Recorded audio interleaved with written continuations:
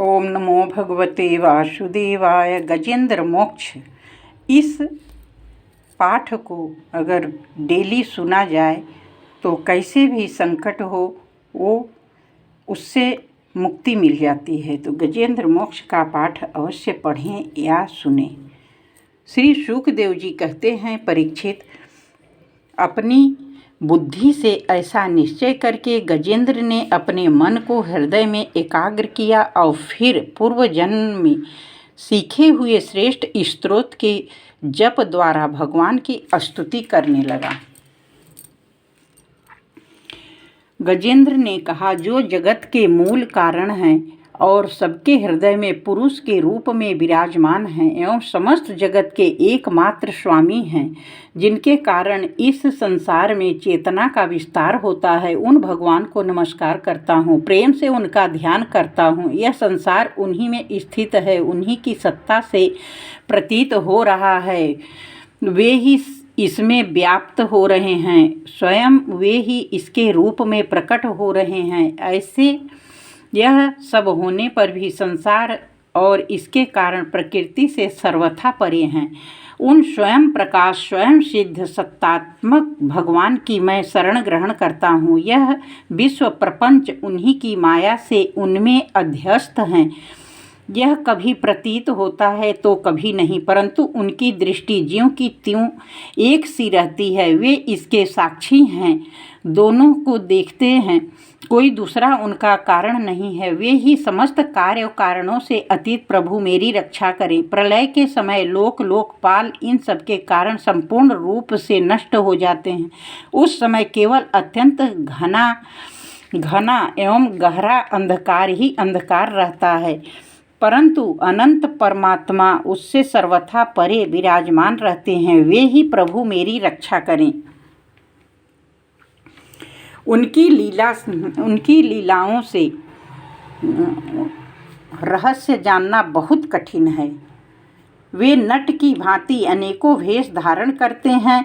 उनके वास्तविक स्वरूप को न तो देवता जानते हैं और न ऋषि। दूसरा ऐसा कौन प्राणी है जो वहाँ तक जा सके, उनका वर्णन कर सके। प्रभु मेरी रक्षा करें। जिनके परम मंगलमय स्वरूप का दर्शन करने के लिए महात्मा गण संसार की समस्त आसक्तियों का परित्याग कर देते हैं और वन में जाकर अखंड भाव से ब्रह्मचर्य आदि अलौकिक व्रतों का पालन करते हैं तथा अपने आत्मा को सबके हृदय में विराजमान देखकर स्वाभाविक ही सबकी भलाई करते हैं, वे ही मुनियों के सर्वस्व भगवान मेरे सहायक हैं। वे मेरी गति करें।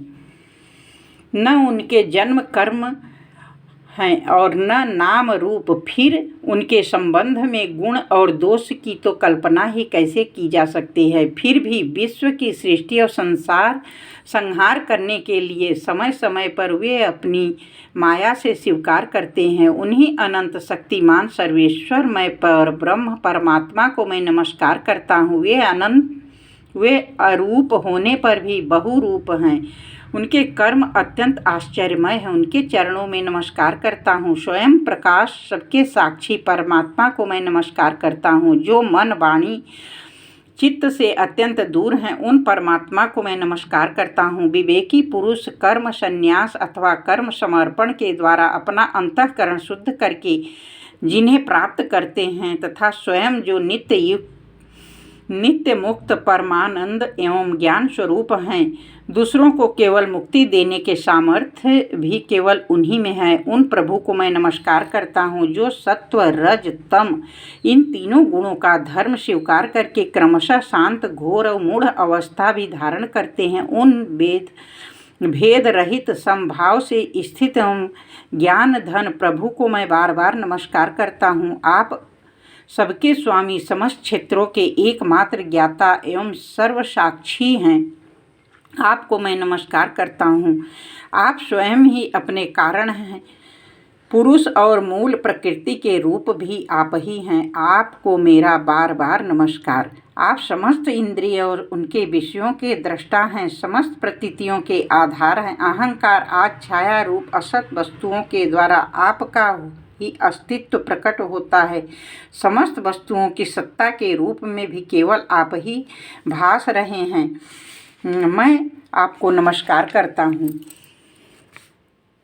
आप सबके मूल कारण हैं, आपका कोई कारण नहीं है तथा कारण होने पर भी आप में विकार या परिणाम नहीं होता, इसीलिए आप अनोखे कारण हैं। आपको मेरा बार बार नमस्कार। समस्त नदी, झरने आदि का परम आश्रय समुद्र हैं, वैसे ही आप समस्त वेद और शास्त्रों के परम तात्पर्य हैं। आप मोक्ष स्वरूप हैं और समस्त संत आपकी ही शरण ग्रहण करते हैं, अतः आपको नमस्कार। मैं नमस्कार करता हूँ। जैसे यज्ञ के काष्ठ अरणि में अग्नि गुप्त रहती है, वैसे ही आपने अपने ज्ञान को गुणों की माया से ढक रखा है। गुणों में क्षोभ होने पर उनके द्वारा विविध प्रकार की सृष्टि रचना का आप संकल्प करते हैं। जो लोग कर्म संन्यास अथवा कर्म समर्पण के द्वारा आत्म तत्व की भावना करके वेद शास्त्रों के ऊपर उठ जाते हैं, उनके आत्मा के रूप में आप स्वयं ही प्रकाशित हो जाते हैं। आपको नमस्कार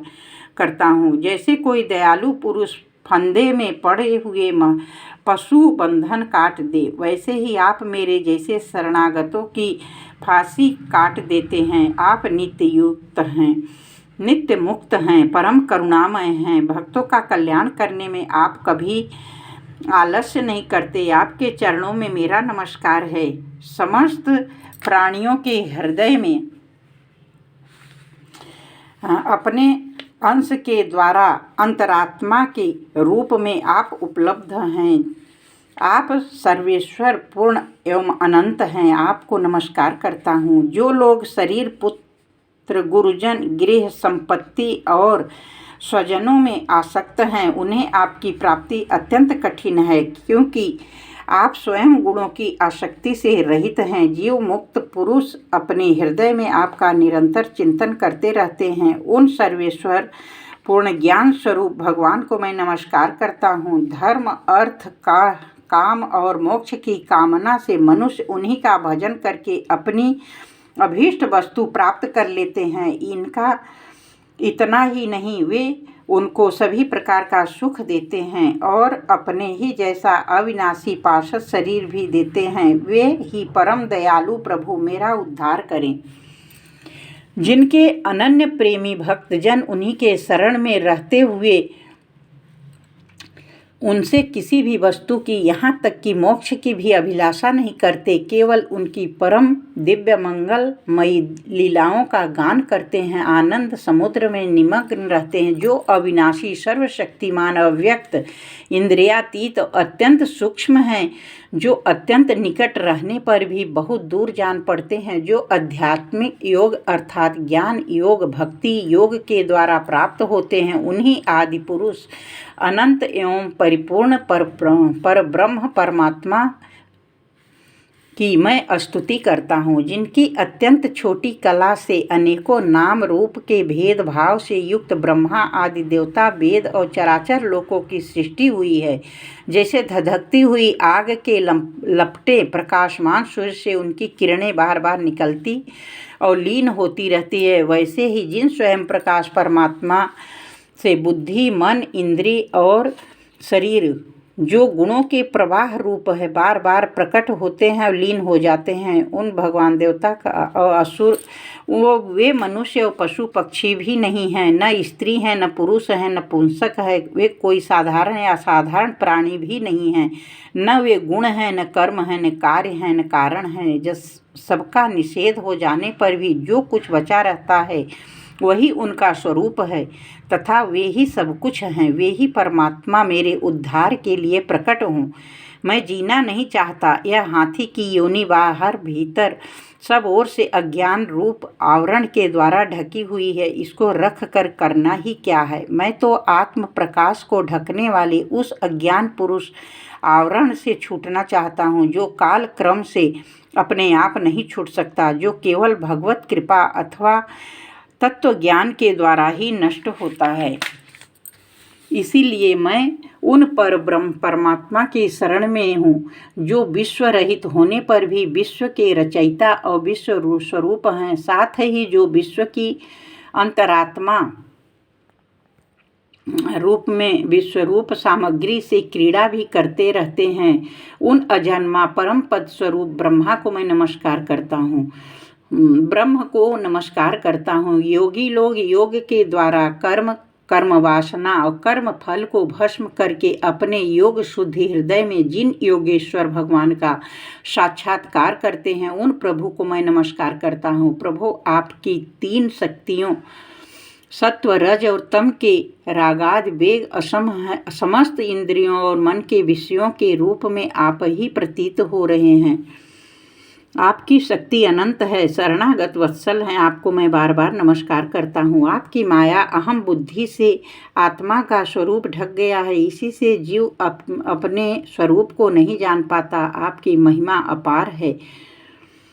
उन सर्वशक्तिमान एवं माधुर्य निधि भगवान की मैं शरण में हूँ। श्री सुखदेव जी कहते हैं, परीक्षित, गजेंद्र ने बिना किसी भेदभाव के निर्विशेष रूप से भगवान की स्तुति की थी। इसीलिए भिन्न भिन्न नाम रूप और स्वरूप मानने वाले ब्रह्म आदि देवता उनकी रक्षा करने के लिए नहीं आए। उस समय सर्वात्मा होने के कारण सर्वदेव स्वरूप स्वयं भगवान श्री हरि प्रकट हुए। विश्व की एकमात्र आधार भगवान ने देखा कि गजेंद्र अत्यंत पीड़ित हो रहा है, अतः उनकी स्तुति सुनकर वेदमय गरुड़ पर सवार होकर चक्रधारी भगवान बड़े शीघ्रता से वहाँ के लिए चल पड़े। वहाँ जहाँ गजेंद्र अत्यंत संकट में पड़ा हुआ था, उनके साथ स्तुति करते हुए देवता भी आए। और सरोवर के भीतर बलवान ग्राह ने गजेंद्र को पकड़ रखा था, अत्यंत व्याकुल हो रहा था। जब उसने देखा कि आकाश में गरुड़ पर सवार होकर हाथ में चक्र लिए भगवान श्री हरि आ रहे हैं, तब अपनी सूंड में कमल का एक सुंदर पुष्प लेकर उसने ऊपर को उठाया और बड़े कष्ट से बोला, नारायण जगत गुरु भगवान, आपको नमस्कार है। जब भगवान देखा कि गजेंद्र अत्यंत पीड़ित हो रहा है, तब वे एक बारगी गरुड़ को छोड़कर कूद पड़े। कृपा करके गजेंद्र के साथ ही ग्राह को भी बड़ी शीघ्रता से सरोवर के बाहर निकाल लाए और फिर सब देवताओं के सामने ही भगवान श्री हरि ने चक्र से ग्राह का मुंह फाड़ डाला और गजेंद्र को छुड़ा लिया। जो गजेंद्र का पाठ करता है, भगवान उसे इसी तरह संकट से उबार लेते हैं। अगला भाग 4th अध्याय अगले एपिसोड में।